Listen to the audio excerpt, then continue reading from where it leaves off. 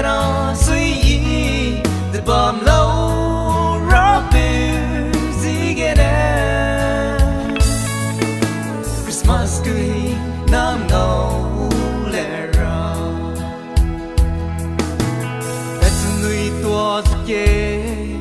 mi suy to tua kê nuôi rong y bên Get love bây tua kê suy ý Christmas nè mày mong rằng đó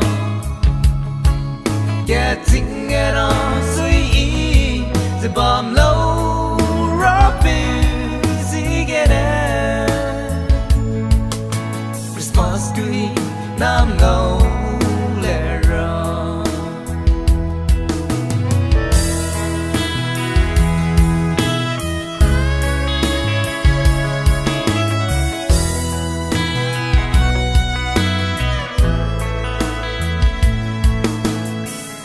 đẹp đẹp vui vẻ suy xưa đi đâu lên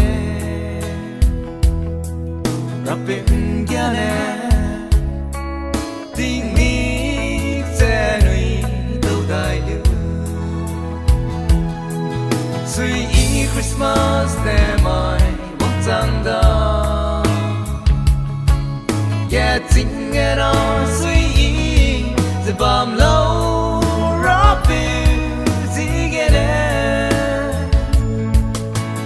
Christmas cười nam ngầu lệ ra